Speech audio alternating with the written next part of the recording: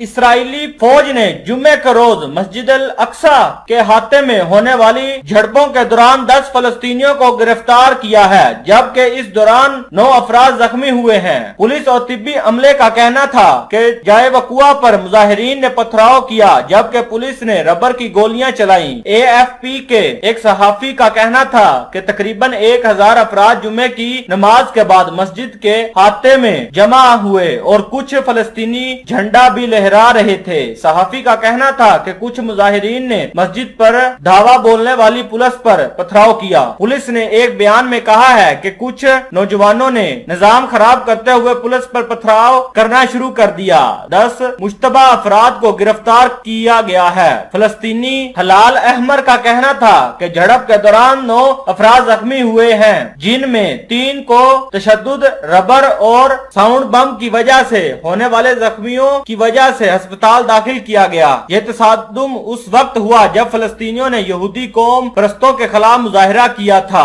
واضح رہے کہ یہودی قوم پرستوں نے منگل کو مشرقی یروشلم میں مارچ کیا تھا اور اس دوران مخالفانہ نعرے لگائے تھے۔ مسجد الاقصی اسلام کی تیسری مقدس جگہ ہے اور اس کا احترام یہودی بھی کرتے ہیں۔ مئی میں پولیس کے مسلمان عبادت گزاروں کے ساتھ تصادم میں سالوں بعد خون ریزی ہوئی تھی، جبکہ غزہ میں بھی اسرائیلی اور فلسطینی اکثریت پسندوں کے درمیان تنازع ہوا تھا۔ یاد رہے 21 مئی کو اسرائیل اور غزہ کے حماس رہنماؤں کے درمیان ایک کمزور جنگ بندی ہوئی، جس کے بعد 11 دنوں کی لڑائی اختتام پر پہنچی تھی۔